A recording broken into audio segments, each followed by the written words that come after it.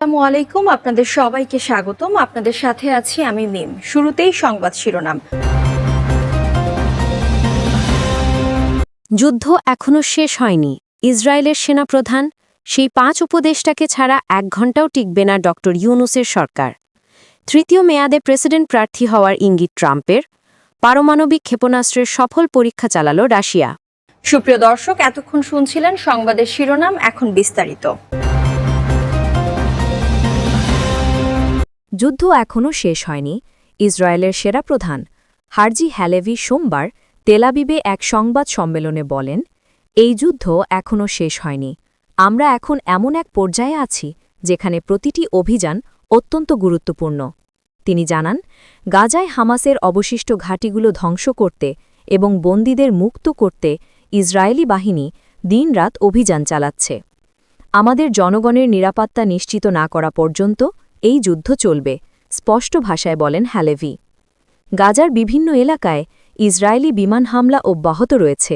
স্থানীয় সূত্রে জানা গেছে, গত ২৪ ঘণ্টায় অন্তত ১৫০ জনেরও বেশি বেসামরিক মানুষ নিহত হয়েছে। হাসপাতালগুলোতে চিকিৎসা সেবা ভেঙে পড়েছে, খাবার ও পানি সংকট মারাত্মক আকার ধারণ করেছে। আন্তর্জাতিক মানবাধিকার সংস্থাগুলো বলছে, এই পরিস্থিতি এক মানবিক বিপর্যয় রূপ নিচ্ছে। অন্যদিকে হামাস জানিয়েছে, তারা এখনও প্রতিরোধ চালিয়ে যাচ্ছে এবং ইসরায়েলি সেনাদের উপর পাল্টা আঘাত হানছে। হামাসের মুখপাত্র বলেন, ইসরায়েল যতই হামলা চালাক, আমাদের মনোবল ভাঙতে পারবে না। জাতিসংঘ, তুরস্ক ও কাতার সহ একাধিক দেশ যুদ্ধবিরতির আহ্বান জানিয়েছে। তবে ইসরায়েলি নেতৃত্ব বলছে, হামাস সম্পূর্ণভাবে অস্ত্র নামিয়ে না রাখা পর্যন্ত কোনো ধরনের যুদ্ধবিরতি সম্ভব নয়। রাজনৈতিক বিশ্লেষকরা বলছেন, এই সংঘাত এখন কেবল সামরিক নয়, কূটনৈতিক ও মানবিক দিক থেকেও গভীর সংকট তৈরি করছে। একদিকে ইসরায়েল আন্তর্জাতিক সমর্থন হারাচ্ছে, অন্যদিকে ফিলিস্তিনিদের দুর্দশা বাড়ছে প্রতিদিন। সেনাপ্রধান হালেভি শেষে বলেন, আমরা জানি এই যুদ্ধ দীর্ঘ হবে, তবে এটি আমাদের পরবর্তী প্রজন্মের নিরাপত্তার জন্য প্রয়োজনীয়। তার এই বক্তব্যে স্পষ্ট, ইসরায়েল এখন কোনোভাবেই পিছিয়ে আসার পরিকল্পনায় নেই। বর্তমানে পুরো মধ্যপ্রাচ্য জুড়ে এক অনিশ্চয়তার পরিবেশ তৈরি হয়েছে। বিশ্লেষকরা আশঙ্কা করছেন, এই যুদ্ধ যদি শীঘ্রই থামানো না যায়, তবে তা বৃহত্তর আঞ্চলিক সংঘাতে রূপ নিতে পারে। বিশ্ব এখন তাকিয়ে এই রক্তাক্ত অধ্যায়ের শেষ কোথায়। সেই ৫ উপদেষ্টাকে ছাড়া ১ ঘণ্টাও টিকবে না ড ইউনূসের সরকার। বাংলাদেশের রাজনৈতিক অঙ্গনে এখন সবচেয়ে আলোচিত বিষয় নোবেলজয়ী অর্থনীতিবিদ ড মুহাম্মদ ইউনূসের নেতৃত্বে গঠিত অন্তর্বর্তী সরকার। সরকার গঠনের পর থেকেই শুরু হয়েছে নানা বিতর্ক ও সমালোচনা। রাজনৈতিক বিশ্লেষক ও পর্যবেক্ষকদের মতে, এই সরকার মূলত কয়েকজন শক্তিশালী উপদেষ্টার উপর সম্পূর্ণ নির্ভরশীল। কেউ কেউ এমন পর্যন্ত বলছেন, সেই ৫ উপদেষ্টাকে ছাড়া ১ ঘণ্টাও টিকবে না ড ইউনূসের সরকার। জানা গেছে, এই ৫ জন উপদেষ্টা সরকারের বিভিন্ন গুরুত্বপূর্ণ সিদ্ধান্তে সরাসরি প্রভাব রাখছেন। একজন দায়িত্বে আছেন অর্থনৈতিক নীতি নির্ধারণে, একজন দেখছেন প্রশাসনিক কাঠামো, একজন যোগাযোগ ও কূটনৈতিক তদারকিতে, আর বাকি ২ জন দেশের অভ্যন্তরীণ রাজনীতি ও নিরাপত্তার সমন্বয়ে যুক্ত আছেন। রাজনৈতিক মহলে গুঞ্জন, এই উপদেষ্টারাই সরকারের অদৃশ্য শক্তি। তাদের অনুমতি ছাড়া কোনো গুরুত্বপূর্ণ নীতি বা সিদ্ধান্ত কার্যকর হচ্ছে না। এ নিয়ে বিরোধী রাজনৈতিক দলগুলো কঠোর সমালোচনা শুরু করেছে। এক বিরোধী নেতা বলেন, এই সরকার জনগণের নয়, বরং কিছু বিদেশি উপদেষ্টার পরামর্শে চলছে। তাদের ছাড়া এই প্রশাসন ১ ঘণ্টাও টিকবে না। অন্যদিকে সরকার পক্ষ থেকে বলা হচ্ছে, এসব মন্তব্য শুধুই রাজনৈতিক অপপ্রচার। সরকারের এক মুখপত্র জানিয়েছেন, দেশের এই পরিস্থিতিতে অভিজ্ঞ ব্যক্তিদের পরামর্শ নেওয়াই স্বাভাবিক। তারা দেশের স্বার্থে কাজ করছেন, কোনো বিদেশি প্রভাব নেই। এদিকে দেশের সাধারণ মানুষের মধ্যে মিশ্র প্রতিক্রিয়া দেখা যাচ্ছে। কেউ কেউ বিশ্বাস করেন, ড ইউনূসের নেতৃত্বে নতুন সরকার দেশের সংস্কার ও স্বচ্ছতা আনতে পারবে, আবার অনেকে বলছেন এটি কেবল অস্থায়ী মুখোশ। একজন নাগরিক বলেন, আমরা এখনও কোনো বড় পরিবর্তন দেখতে পাচ্ছি না। জনগণের আশা ভরসা ফিরিয়ে আনতে হলে কাজের ফল দেখতে হবে। বিশ্লেষকরা মনে করছেন, এই সরকারের জন্য সবচেয়ে বড় চ্যালেঞ্জ হবে প্রশাসনের স্থিতিশীলতা বজায় রাখা এবং জনগণের আস্থা অর্জন করা। যদি 5 উপদেষ্টার উপর নির্ভরতা কমানো না যায় তাহলে এই সরকার টিকে থাকা কঠিন হয়ে পড়বে, এমনটাই বলছেন রাজনৈতিক বিশ্লেষকরা।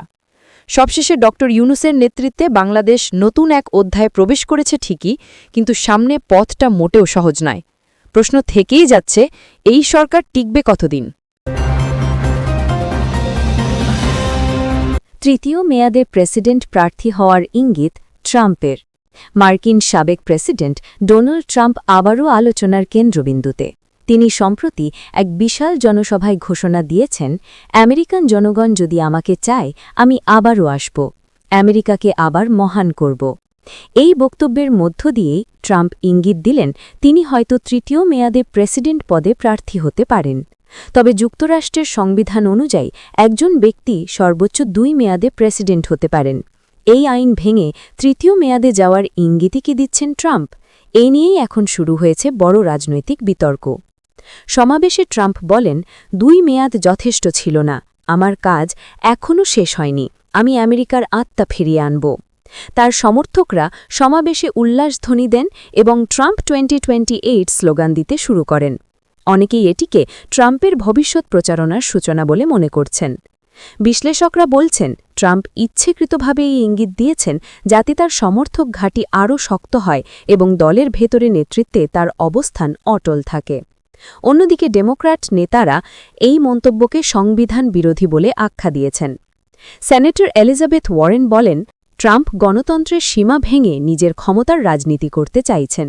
যুক্তরাষ্ট্রে এমন দৃষ্টান্ত কোনোদিন ছিল না। মার্কিন রাজনৈতিক বিশেষজ্ঞদের মতে ট্রাম্পের এই বক্তব্যে মূলত 3টি উদ্দেশ্য থাকতে পারে। প্রথমত, নিজের জনপ্রিয়তা ধরে রাখা; দ্বিতীয়ত, রিপাবলিকান দলের ভেতরে প্রতিদ্বন্দ্বীদের ভয় দেখানো; তৃতীয়ত, বর্তমান প্রেসিডেন্ট বাইডেনের বিরুদ্ধে জনগণের ক্ষোভকে কাজে লাগানো। তবে আইনজীবীরা বলছেন, সংবিধান পরিবর্তন না হলে তৃতীয় মেয়াদে প্রার্থী হওয়া সম্ভব নয়।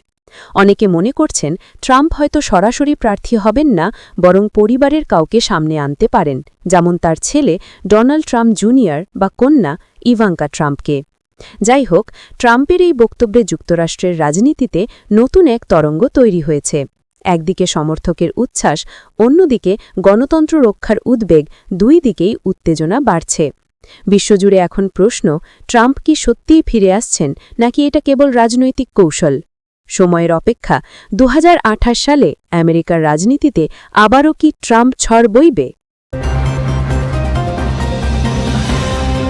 পারমাণবিক ক্ষেপণাস্ত্রের সফল পরীক্ষা চালাল রাশিয়া। রাশিয়া আবারও বিশ্বকে চমকে দিয়েছে তাদের সামরিক শক্তির প্রদর্শনে। দেশটি সম্প্রতি সফলভাবে একটি নতুন প্রজন্মের পারমাণবিক ক্ষেপণাস্ত্র পরীক্ষা চালিয়েছে, যা হাজার হাজার কিলোমিটার দূরের লক্ষ্যবস্তুতে আঘাত হানতে সক্ষম। রুশ প্রতিরক্ষা মন্ত্রণালয় জানিয়েছে, এই ক্ষেপণাস্ত্রটির নাম সারমাথা M2, যা বিশ্বের সবচেয়ে শক্তিশালী আন্তঃমহাদেশীয় ব্যালিস্টিক মিসাইলগুলোর একটি হিসেবে বিবেচিত হচ্ছে। পরীক্ষাটি পরিচালিত হয় উত্তর রাশিয়ার আর্কানগেলস্ক অঞ্চলের প্লেসস্ট উৎক্ষেপণ কেন্দ্র থেকে। ক্ষেপণাস্ত্রটি কয়েক হাজার কিলোমিটার অতিক্রম করে দূরপ্রাচ্যের নির্ধারিত লক্ষ্যবস্তুতে নিখুঁতভাবে আঘাত হানে। রুশ রাষ্ট্র টেলিভিশনে এই পরীক্ষার ভিডিও প্রচারিত হলে তা বিশ্বজুড়ে আলোচনার জন্ম দেয়। রাশিয়ার প্রেসিডেন্ট ভ্লাদিমির পুতিন এই পরীক্ষাকে দেশের ঐতিহাসিক সাফল্য বলে আখ্যা দিয়েছেন। তিনি বলেন, রাশিয়া কোনো দেশের জন্য হুমকি নয়, তবে কেউ যদি আমাদের নিরাপত্তা চ্যালেঞ্জ করে আমরা কখনো চুপ করে থাকব না। এই ক্ষেপণাস্ত্র আমাদের প্রতিরক্ষা ব্যবস্থার নতুন মাইলফলক। বিশেষজ্ঞদের মতে, ইউক্রেন যুদ্ধের চলমান প্রেক্ষাপটে এই পরীক্ষা ছিল পশ্চিমা দেশগুলোর উদ্দেশ্যে একটি কৌশলীগত বার্তা।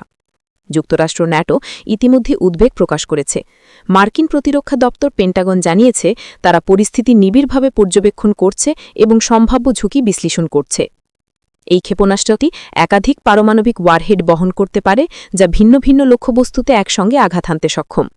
রুশ বিশেষজ্ঞদের দাবি, সারমাথ M2 মিসাইলের গতি ঘণ্টায় প্রায় 25,000 কিলোমিটার এবং এটি রাডার সিস্টেম এড়িয়ে যে কোনো প্রতিরক্ষা ভেদ করতে পারে।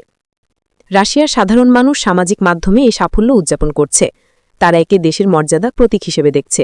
কিন্তু পশ্চিমা দেশগুলো বলছে, এই পদক্ষেপ বিশ্ব নিরাপত্তার ভারসাম্য নষ্ট করতে পারে।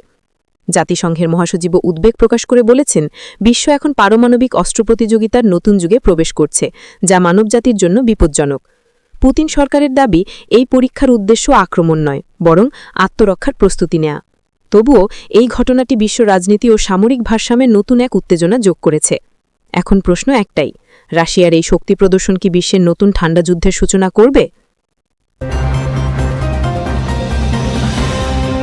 প্রিয় দর্শক, এতক্ষণ আমাদের সাথে থাকার জন্য ধন্যবাদ। আমাদের চ্যানেলে নতুন হয়ে থাকলে অবশ্যই চ্যানেলটি সাবস্ক্রাইব করে দিবেন। আল্লাহ হাফেজ।